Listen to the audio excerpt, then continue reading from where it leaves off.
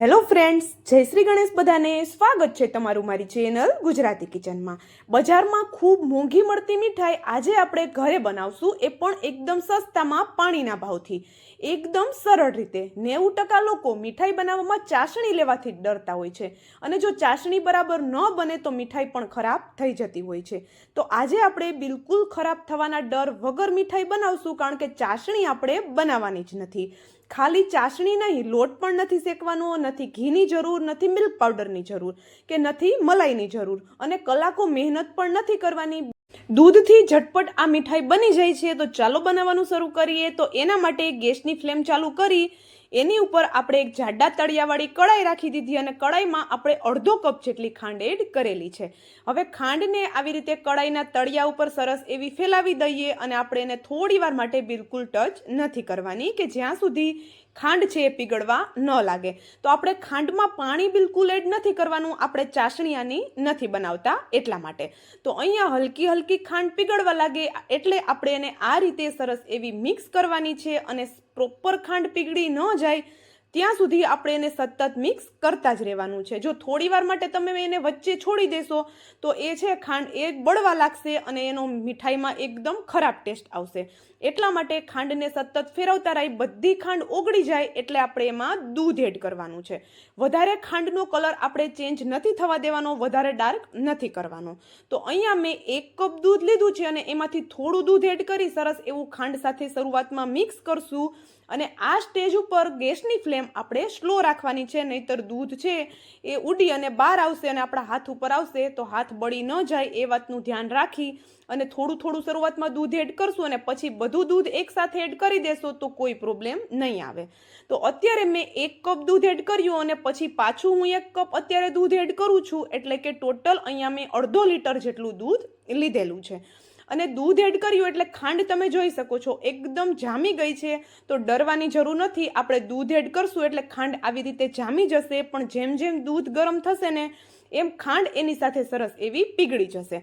તો જેમ જેમ આ ખાંડ પીગળતી જશે એમ દૂધનો કલર પણ સરસ એવો ડાર્ક થતો જશે. તો આપણું દૂધ ઉકળે છે અને આપણી જે આ ખાંડ છે એ પીગળે છે, ત્યાં સુધીમાં આપણે બીજી એક નાનકડી પ્રોસેસ કરવાની છે, તે કરી લઈએ. અને આ સ્ટેજ ઉપર ગેસની ફ્લેમ આપણે સ્લો રાખવાની છે, જેથી કરીને આપણું દૂધ છે એ તળિયે ચોંટી ન જાય. તો ચાલો દૂધ છે એને ઉકળવા માટે સાઈડમાં રાખી દઈએ, અને અહીંયા આપણે લીધેલી છે બ્રેડ. તો આ આપણે જે મીઠાઈ બનાવશું એ બ્રેડથી બનાવવાની છે, અને એટલી ટેસ્ટી બને છે. અને ઘણી વખત ખૂબ મોંઘી મીઠાઈ આપણે બજારેથી લાવતા હોઈએ છીએ, અને એ પણ બ્રેડથી બનેલી હોય છે, એમાં બ્રેડનો ઉપયોગ થયેલો હોય છે, આપને ખબર પણ નથી હોતી. તો જો અહીંયા શું કરશું, મેં અહીંયા 6 થી 8 જેટલી બ્રેડની સ્લાઇસ લીધેલી છે, અને બ્રેડ તમારા ફ્રીજમાં 1 થી 2 દિવસ જૂની પડેલી હોય એનો ઉપયોગ પણ તમે કરી શકો છો. હવે બ્રેડના આ રીતે નાના નાના ટુકડા કરી લેવાના છે. એકદમ સિમ્પલ જ છે, બસ બ્રેડના આપણે આ રીતે એકદમ નાના ટુકડા કરવાના છે, વધારે મોટા ટુકડા નથી કરવાના. તમે વિડીયોમાં જોઈ શકતા હશો કે હું બ્રેડના કેવડા ટુકડા કરું છું. આપણે આને મિક્સરમાં ચલાવવાની પણ કોઈ જરૂર નથી રહેતી. બસ રફલી આપણે હાથેથી આના આવી રીતે ટુકડા કરી લઈશું. ને આ રીતે મેં જે ઉપરની બ્રેડ હોય છે, જે હંમેશા આપણે ફેંકી દેતા હોઈએ છીએ, એનો ઉપયોગ પણ કરેલો છે, કારણ કે આ રેસીપીમાં બધી બ્રેડ ચાલી જશે. તમે જો અહીંયા બ્રાઉન બ્રેડ લેવાના હોય તો એ પણ તમે લઈ શકો છો. તો જો અહીંયા બ્રેડ છે એના ટુકડા રેડી થઈ ગયા, ત્યાં સુધીમાં આપણું દૂધ પણ સરસ એવું ઉકળી ગયું છે, અને ખાંડ પણ સરસ એવી પીગળી ગઈ છે. બસ હલકી એવો જ ખાંડનો ટુકડો હવે રહી ગયો છે. તો એ ખાંડ છે એ ઓગળી જાય ત્યાં સુધી આપણે દૂધને ઉકળવા દઈએ, અને પછી આપણે એમાં બ્રેડ એડ કરવાની છે. તો જોઈ શકો છો દૂધ સરસ એવું ઉકળી ગયું છે, ખાંડ પણ પીગળી ગઈ છે. તો હવે આપણે અહીંયા બ્રેડના ટુકડા એડ કરી દીધા. તો જો અહીંયા મેં 6 થી 8 જેટલી બ્રેડની સ્લાઇસ લીધી હતી, એની સામે આપણે અડધો લીટર દૂધ અને અડધો કપ ખાંડ લેવાની છે, એટલે પરફેક્ટ આપણી મીઠાઈ બનીને તૈયાર થશે. તો જેવી બ્રેડ એડ કરીએ એવી આપણે એને સરસ એવું ફેરવવાનું છે, અને આ રીતે ચમચાની મદદથી સરસ એવું મેશ કરતા રહેવાનું છે. તો બ્રેડ છે દૂધમાં જઈ, ગરમ દૂધ છે એટલે એકદમ જલ્દીથી મેશ થઈ જશે. બ્રેડને આપણે મિક્સર જારમાં ચલાવી અને એનો પાવડર કરવાની કોઈ જરૂર નહીં રહે. અને આ રીતે બ્રેડના ટુકડા એડ કરશું એટલે મીઠાઈ પણ સરસ એવી દાણેદાર બનશે આપણી. હવે આપણે દૂધ છે એડ કર્યું હતું, એમાં થોડા દાણા લાવવા માટે મેં અહીંયા અડધી ચમચી જેટલું વિનેગર એડ કરેલું છે. વિનેગરની જગ્યાએ તમે અડધા લીંબુનો રસ પણ એડ કરી શકો છો. ખાટો ટેસ્ટ મીઠાઈમાં બિલકુલ નથી આવવાનો, પણ મીઠાઈનું ટેક્સચર એકદમ સરસ આવશે. તો આપણે એને સરસ એવું મિક્સ કરી અને આ રીતે ચમચાની મદદથી સરસ એવું મેશ કરતા રહેવાનું છે, જેથી કરીને મોટા ટુકડા બ્રેડના છે એ એક સરખા થઈ જાય. અને આ મીઠાઈ છે એટલી ઝટપટ બને છે, જો તમારા ફ્રીજમાં બ્રેડ પડેલી હોય તો ગમે ત્યારે તમે આને બનાવી અને ઘરનાઓને થાળીમાં આપશો એટલે થાળીનો સ્વાદ વધી જશે, એટલી ટેસ્ટી બને છે.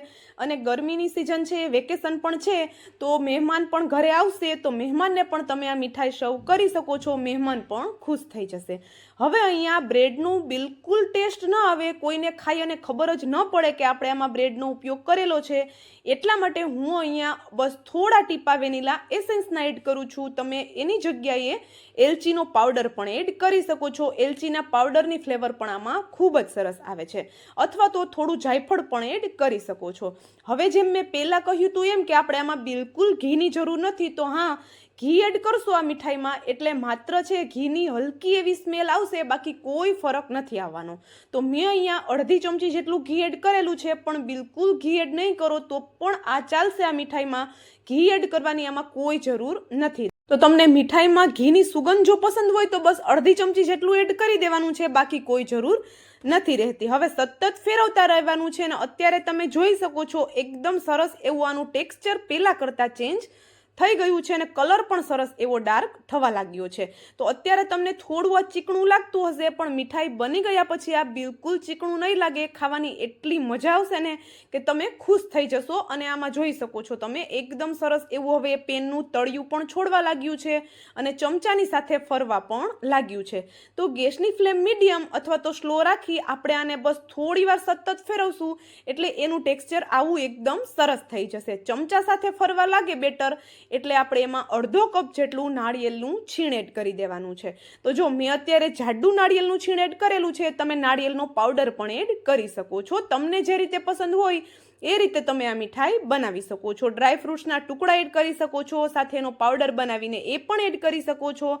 અને આપણે આ મીઠાઈ છે હવે જોઈ શકો છો સરસ એવી ચમચા સાથે ફરવા લાગી હતી, પેનને છોડવા લાગી હતી. તો આપણે આ રીતે પેનમાં એને ફેલાવી દીધી, ગેસની ફ્લેમ બંધ કરી દીધી અને આપણે એને થોડી વાર માટે ઠંડી થવા દઈએ.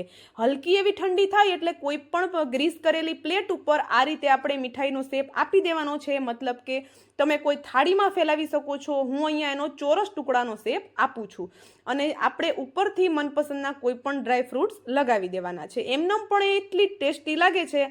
તમારી ચોઈસ પ્રમાણે જેમ મેં પહેલાં કહ્યું એમ કે તમે આ મીઠાઈ બનાવી શકો છો. તો કોઈ તહેવાર આવતો હોય કે ઘરે કોઈ મહેમાન આવતા હોય કે ઘરના માટે બનાવવી હોય, એક બેસ્ટ ઓપ્શન છે. ચોક્કસથી ટ્રાય કરજો. અને જો તમને અત્યાર સુધીનો વિડીયો થોડો પણ પસંદ આવ્યો હોય તો વિડીયોને લાઇક, શેર અને ચેનલ પર નવા હોય તો જલ્દીથી ચેનલને સબસ્ક્રાઈબ કરી દેજો આવા જ નવા વિડીયો જોવા માટે. તો જો અહીંયા મીઠાઈ છે આપણે ગરમ ગરમમાં કટ નથી કરવાની, હલકી ઠંડી થાય એટલે તમે એને કટ કરી શકો છો.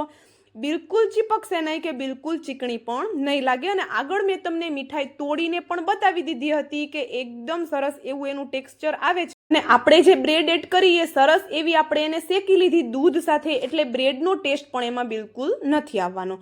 તો ડર રાખ્યા વગર તમે મીઠાઈ ટ્રાય કરી શકો છો. તો ચાલો હવે મળશું આવા જ એક નવા વિડીયો સાથે. ત્યાં સુધી જય શ્રી ગણેશ બધાને, and thank you for watching.